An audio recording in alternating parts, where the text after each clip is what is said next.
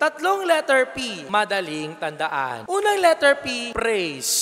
Maganda ang palalasati ng Panginoon sapagkat sa mabuti at hindi mabuting pangyayari, sa maganda at hindi magandang kaganapan sa buhay, matutong magbigay ng papuri sa Diyos. Sapagkat pangalawang letter P, purpose. May dahilan ang lahat ng bagay. Pag-isipan din natin ito. Siguro mga kapatid, kahit po tayo mga deboto, may mga dahilan din. Bakit hindi tila sinasagot ng Panginoon yung ating mga intensyon at panalangin? Nobena ako ng nobena. Dasal ako ng dasal. Dalaw ako ng dalaw kay Mother Perpetual Help. Hindi naman binibigay. Pero hindi ba dinarasal natin to sa nobenaryo natin? God answers our prayers in a way that is best for us. Baka nga, may mas magandang binibigay ang Diyos. Kaya siguro hindi natutugunan minsan ang ating mga panalangin. Baka merong nakahanda, may dahilan. Which brings us to the third letter P, purity. Purity of heart, kalinisan ng puso. At kapag malinis ang kalooban natin,